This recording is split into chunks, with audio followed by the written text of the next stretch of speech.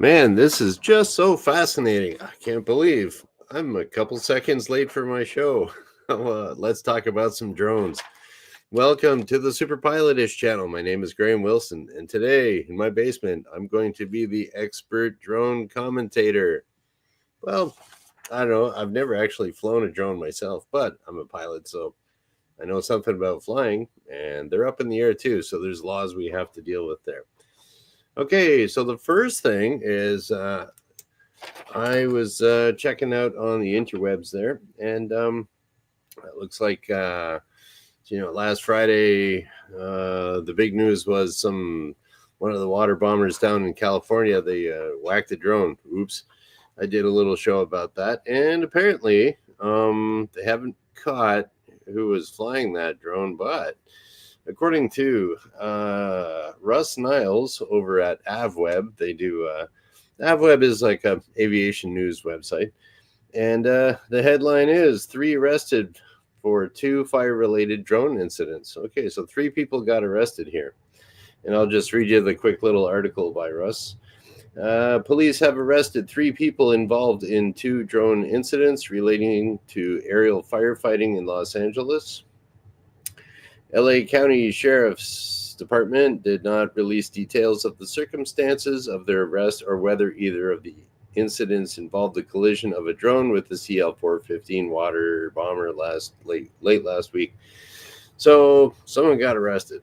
Okay, and the specific charges have also not been released. The FBI has also said it's looking for the drone pilot involved in the collision. So, and then there's a quote here, but I don't know where Russ got the quote. But if it was me reporting, I would give you more of a, I don't know, proof for where I got it from. But anyways, somebody somewhere, according to Russ, over at Avweb, said the FAA is also investigating and reminded drone operators of what they might face if they're caught busting a TFR. So, busting a TFR, that's pilot talk for if there's a TFR stands for temporary flight restriction. And if you go in there without permission, you are busting a TFR. So there we go. Only an expert drone commentator would be able to explain that to you, or some pilot guy in his basement. Okay, it's a federal crime punishable by up to 12 months in prison to interfere with firefighting efforts on public lands. Okay, so that's where the FBI is involved there. Additionally, the FAA can impose a civil penalty of up to $75,000 against any drone pilot who interferes with wildfire suppression, law enforcement, or emergency response operations when the TFR is in place. The FAA treats these violations seriously and immediately considers swift enforcement action for these offenses. The FAA has not authorized anyone affiliated or unaffiliated with the Los Angeles firefighting operations to fly drones in the TFRs. So, FAA has said, you're not flying there, dude. And if you do want to fly your drone in these areas around those fires, you got to talk to the LA Fire Department. Okay, so that's the end of the quote that was by somebody. See, there we go. I can be as good as these reporters. Meanwhile, the so-called Super Scooper amphibious self-loading air tanker is expected to be back in service Tuesday, which was yesterday, after parts were shipped from the Canadian manufacturer over the weekend. The parts were needed to fix an 18 square inch hole in the leading edge of the wing. Whether it and all the other aerial assets can fly will depend on the intensity of the winds that were forecast to return on Monday. Gusts as high as 100 miles per hour were anticipated in some areas amid fears they would reignite areas that were contained by ground crews in the last couple days. Okay, so that was from Avweb, Russ Niles. Okay, so it's kind of interesting here where they say it's an 18 square inch hole. So, so you're thinking in your head 18 square inches. I don't know. I got this weird ruler. I don't know what this is for. I don't know if my grandmother used to use this to sew stuff or what. Okay, there's 18 inches right there. So you think 18 square inch hole. Oh my gosh, that's pretty big. Look how big it is compared to this guy's head. But an 18 square inch hole is like 6 inches by 3 inches. So it's like not that big. But I did see on Twitter and a few other places that it was a DJI drone, and like I predicted in my last show, it went directly into the wing. I saw one shot where it there was like a little rib that probably was had to be replaced, and the rib was probably one of the parts that was sent from Canada to get it replaced. Apparently, it is. I learned a few things about these water bombers too. So there we go. There, and I'll get to that too. Oh, hey, Rich. Yeah. So, as far as the drone news and all that stuff, so they arrested 3 people, and they didn't release any names or who they are, what they're doing, anything like that. So the bottom line is, don't be flying your drones around trying to get that cool shot of the fire, because an airplane can whack you or the FBI can bust you. So it seems to me that so there's kind of 2 crimes going on there, where you have the FBI, they're like, hey, you're interfering with firefighting efforts. Okay, that's the federal crime. And actually, usually when it comes to fires and stuff, it's most municipalities, or like fire is taken very, very seriously. I remember I had I found out here in Canada, well, at least in my province where I live, Ontario, a fire inspector can just walk in anybody's house anytime, no warrant, no nothing, 100% legal, no rights, forget it. It's fire. They're going in. So I learned that because I used to, I like these idea of rights and stuff like that, right? Who doesn't? But so it's kind of like I had this apartment and I was off away at work. And then I came in and I noticed the fire or the smoke detector had been changed, and the old one was sitting on the counter. And then I noticed a few things moved away in the kitchen. And I was like, someone was in here. What the heck? And then I went down, and my bicycle was missing too. I went, I forget what I was doing. I went to do some laundry or pay the rent, or somehow I noticed there too that my bicycle was missing from where I stuck it. It was like at the very bottom of the stairs and kind of tucked under the stairs inside the building, so no one would steal it. Well, looks like someone stole it. It wasn't there. And I was like, what's going on?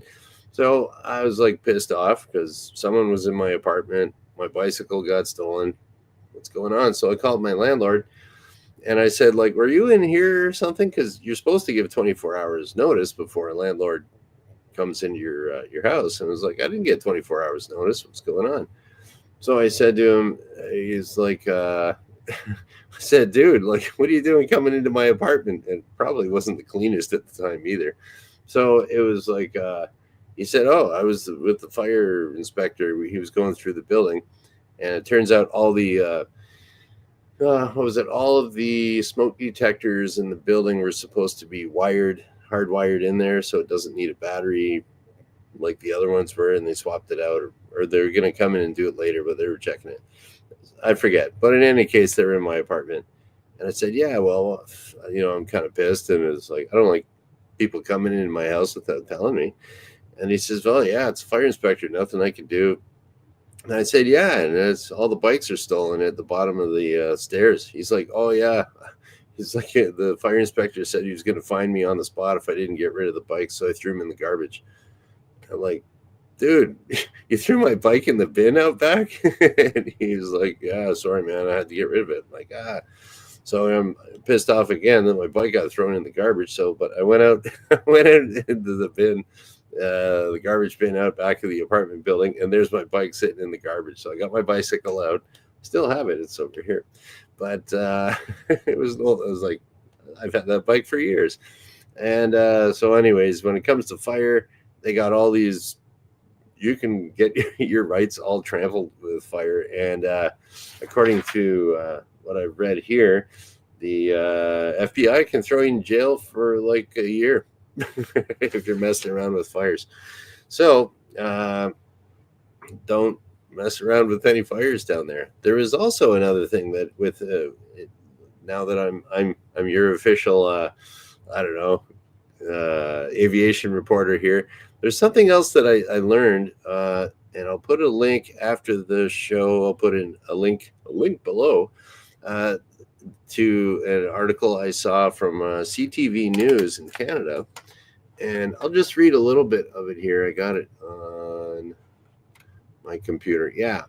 So, so this is from January 10th. So that would be, okay, basically the same, day after, the same day that water bomber got whacked down in California. So, Quebec said Friday, this is from the province of Quebec. That's our French-speaking province in Canada. Quebec said Friday it will send 2 more firefighting aircraft to California a day after one of the province's water bombers collided with a drone while battling the wildfires ravaging the Los Angeles area. Quebec Public Security Minister François Bondardel, whatever, I don't know. My French isn't the greatest for pronunciation. Said on X, Twitter, that at the request of U.S. authorities, we will be sending 2 additional water bombers and their crews as early as January 15th. So today's the 15th, so it looks like there's going to be a couple more water bombers going down there. And then they said some more stuff. And here's the one thing that I didn't know. Scrolling down here. Shout out to Aaron Clary. Scrolling. Here we go. No, come on. I just read that before.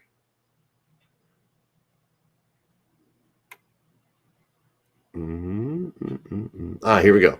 So the extra planes from Quebec will arrive after a drone strike grounded one of the 2 provinces' planes that had been helping in the wildfires, the wildfire fight this week. The 2 Canadian-made CL-415 planes and their crews are sent to California every fall as part of an annual contract that has been in place for more than 30 years. So that was from CTV News. And I'm like, wait a minute. So we've always been sending these guys down there and they're just like partying down in California. I mean, what a sweet job, man. And it's like, yeah, it's these Quebec pilots down there. Hey, that is a good thing to go down there. You have some beers. There never no fires down there. And well, this time they're actually working for their money.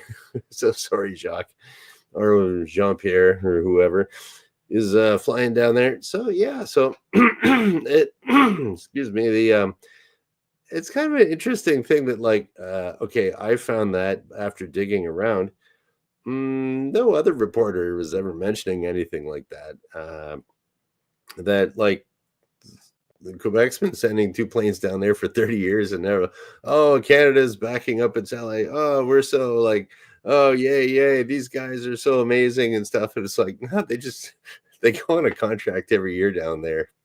So what? But I mean, it's cool. It's still cool to fight fires, and they're busting their ass right now. Like that's not easy flying. It's smoky, it's bumpy, it's hot, it's very, very fatiguing. So so they're working for their money now, but oh well, there's 2 more guys on the way and should be there today, actually, according to what the article said. So that is that about that. Okay, what else was I going to talk about? Their drones. Oh, did I mention that it was a DJI drone? What was it? I found this one YouTube channel here, and it was this more of a drone expert than me. That's why I called myself an expert drone commentator, because I'm a commentator. I will commentate on stuff. Doesn't mean I'm an actual expert. I'm an expert commentator. But there we go. Oh, hey, Vanessa Kitty's here too. Hi. Okay. So so about the drone stuff, it was DJI. I think the guy said it was D3. I don't know too much about drones. I've been kind of thinking about I probably should get into drones a little bit more, because it's kind of like the future of aviation. You know, I was looking at going through all these other drone headlines and looking for drone information, and as I was checking out these aviation websites and stuff, there's a lot of I don't know, like kind of autonomous electric Drones that there's a million companies like developing these things. And I almost think it's going to be kind of like the automobile or something. Like at first there was a whole bunch of different companies that were making cars, and they slowly kind of all went out of business, or they had to merge together. Like what was it, the Dodge brothers? They started out Dodge, but they actually worked at Ford first, and then the Dodge brothers went to Dodge, and then Walter P. Chrysler kind of hooked up with them, and they merged Chrysler and Dodge, and then Plymouth, and like all these other things kind of went together. And so I don't know. I have a very rough idea, sort of, kind of the auto industry because I'm from Windsor, which is a car town. And yeah, so these guys are just like all this drone stuff's going on, and it's going to be integrated even more and more with like the general aviation flying that I do, or and integrated more into even like airlines.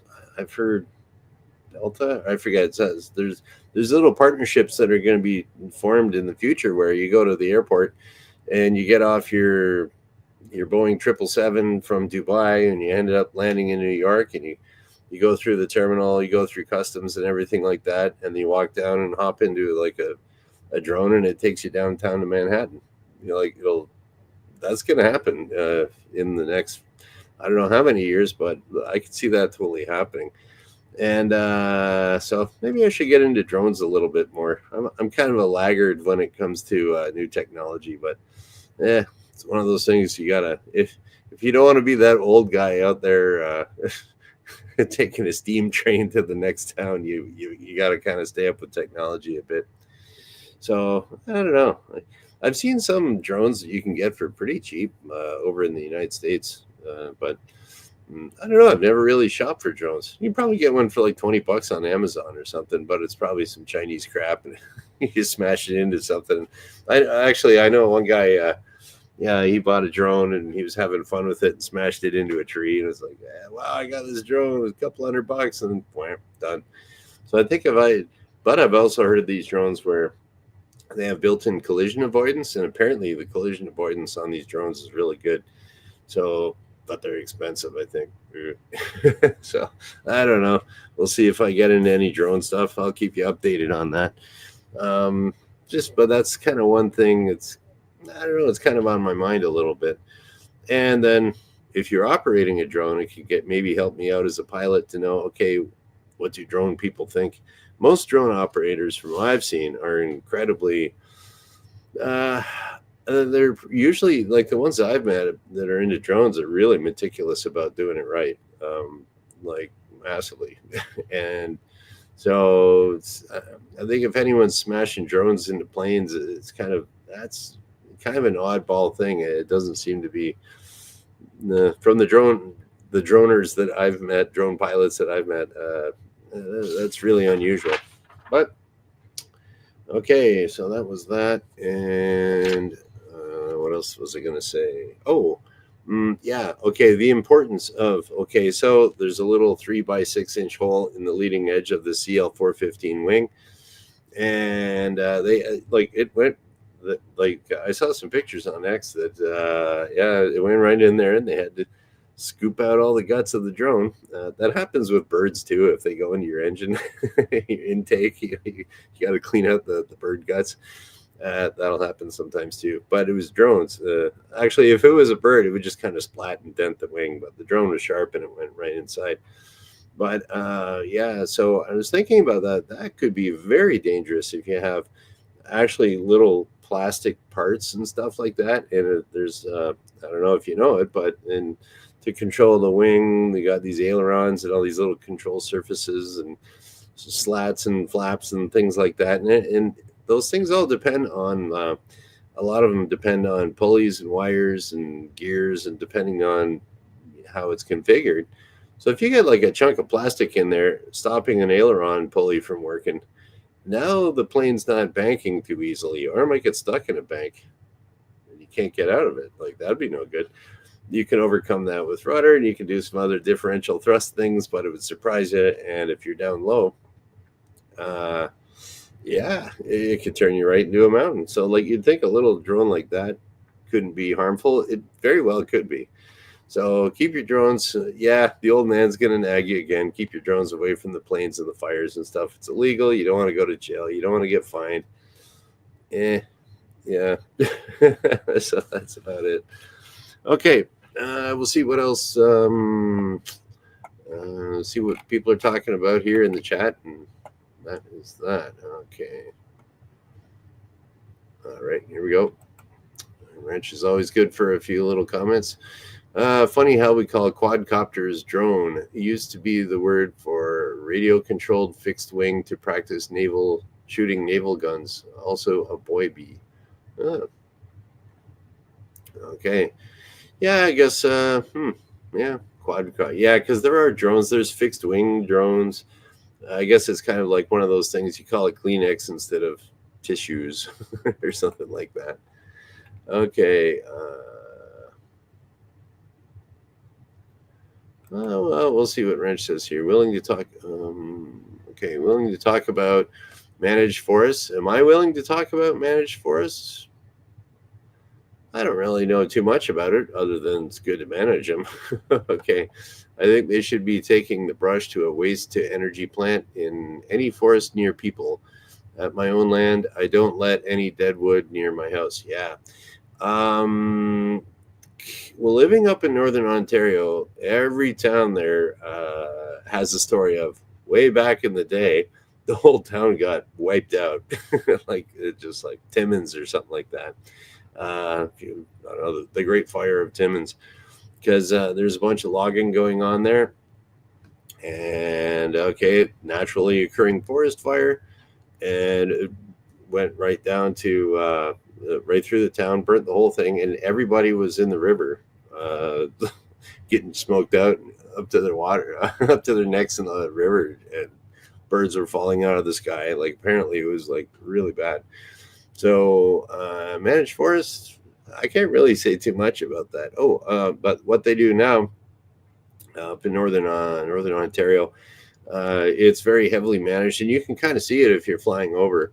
That you'll see it's kind of like if you're driving in your car by the road, you can see these nice big tall trees. But on the other side of those trees, depending on where you are, it's not clear cut, and they'll have like little.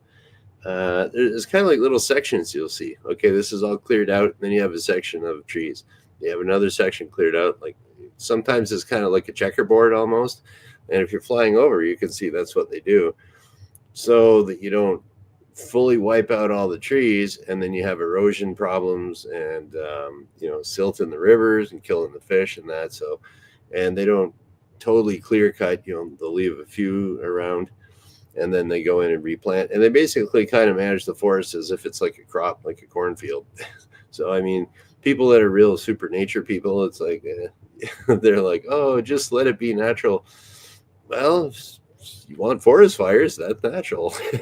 So it's like and as far as I know, like that's what you have. National parks and national parks, state parks, stuff like that. They have I know for national parks in the United States, you don't touch nothing there. They just let it go natural. So I know that because I was sitting there. Where was it? Theodore Roosevelt National Park in North Dakota, and so I don't know. Sometimes I'll get like you see like a weed there, and you kind of pick it up. If you pull it out just right, it's kind of sweet on the end. You can kind of chew on some grass. I don't know. I'm pretending to be a cow or something. So this park ranger there guy was talking about stuff, and I don't know, listening. And like, yeah, pull this out, start eating on it. And he says, well, technically what you're doing there is breaking the law. I'm like, what? He says, yeah, here at the parks, we keep everything, you're not allowed to cut trees down. You're not supposed to do anything for the national parks. I was like, I don't know. It's like some kind of Chinese grass that's invasive, but whatever. And, but that's how I learned it. You're not supposed to touch anything. So the managed forest isn't at all in national parks in the States. I know that. And I'm not sure about state parks either, because now there's a state park that's right next to in the Santa Monica Hills there where it was all burning. There is There's some state park there. Maybe I'll Google that. It looks like I can talk about wildfires there, Rich. Okay, what's the name of that? State Park, Los Angeles. Oh no, what's the name of that place? Santa Monica Hills. Santa Monica Hills. It might even be called Santa Monica Hills State Park. I don't know. Oh, we got the Santa Monica Mountains National Recreation Area.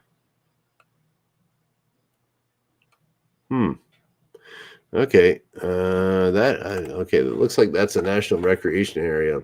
The Santa Monica Mountains National Recreation Area.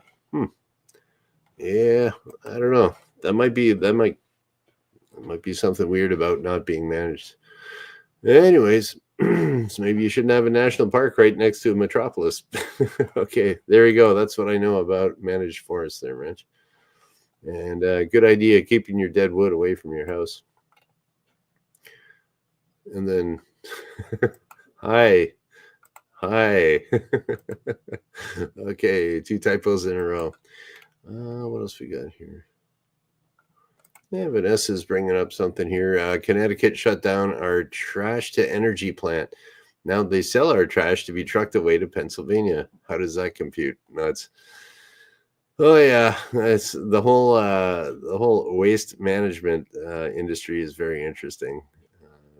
Yeah, they had like over here in Detroit. They had years ago. They built this big garbage incinerator in Detroit, and so they were going to burn all the garbage there because our water, the air quality around here is much better than it used to be. But when they built that incinerator, the air quality was like, in my town, was probably about the worst in Canada. Detroit was about the 3rd worst in the the United States.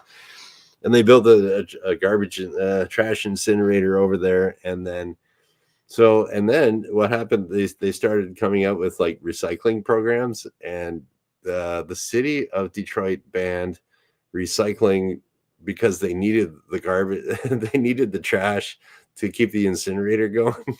So no, we're not we're going to make protecting the environment illegal. We got to burn it for the money. And then it wasn't economically feasible, so they ripped it down. That was a funny but that's the whole thing about your waste management industry. They just have some big sales guy comes in and does a sales pitch. Oh, you're going to save your municipality this much money. Oh wow, yeah, I'm a city councilor. I'm a retired teacher. What do you think, administration? And the administration, of course, goes golfing with the salesman. Oh yeah, we think it's a great idea. All right, good. Everyone makes their tax dollars, and garbage or your trash is incinerated and trucked and all kinds of weird stuff. Yeah, I could talk about that more, or even still. I don't know if we still do it. This Toronto, city of Toronto here in Canada. They used to ship all their trash down to the United States, and it was always a funny thing there because just trucks and trucks. I forget how many hundreds, like 100. I want to say like 400 trucks a day or something like that. The city of Toronto is huge, like millions of people, and all the trash is going over to a landfill in Detroit, and they're like, "Yeah, you can pay us. We'll take the money." And this big, huge landfill, and I don't know if they still do it anymore. But at the time is so they're bringing all this trash over. So I mean that's everything you throw in the bin, but you're not allowed to bring over like fresh fruits and vegetables across the border here. But you can bring in tons and tons and tons of rotten produce from Toronto. That's okay because it's classified as waste, and so rotten food waste is waste, and that's covered under NAFTA and stuff. But if it's fresh vegetables or fruits, they incinerate that. Ooh, it's a big deal. They're going to confiscate your oranges or your beef too. Americans don't want Canadian beef going over. I had some hamburgers and steaks taken at the border that way. And then but if you got rotten meat, any rotten meat you want, you throw it in a bin, you can truck it over to Detroit, you're fine. So I don't know if they do that anymore, but there you go. Talking about garbage. Okay. And that was all because Vanessa Kitty brought that up. Okay, what else we got here? So, Wrench built a 1 meter quadcopter once when everyone was talking about car-sized drones sighting. I wonder if I could take long PVC and spread the motors out 1 meter to 5 meters. Sure. Now, that's another thing, too. When they're talking about car-sized drones flying around, it's like you don't know how big things are when you're flying in the sky. Like, you only know how big something is based on perception of like what's next to it. So people always play those little, or like, here we go. Here's an example with my ruler that I don't know where it came from. This is how big 1 inch is. Wow, man, that 1 inch is huge. Yeah, that's 1 inch. Whoa, wait a minute. Oh, that 1 inch is really small. So it's all a matter of perspective.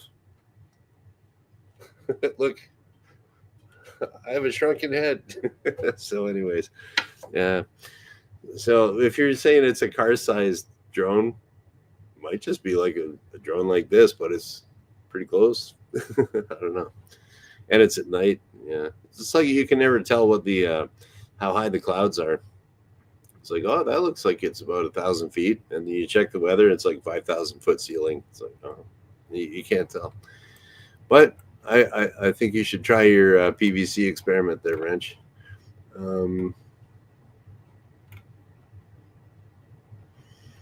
Okay. Yeah, here we go. Talking about black flies, the only VTOL. If people don't know what that means, vertical takeoff and landing, like a helicopter kind of thing. That comes to Oshkosh and flies people. Other test pilots are 140 pounds, 15 minutes. Not very useful. Yet. Not yet. The Model T could only go like 30 miles per hour. So, what do we got here?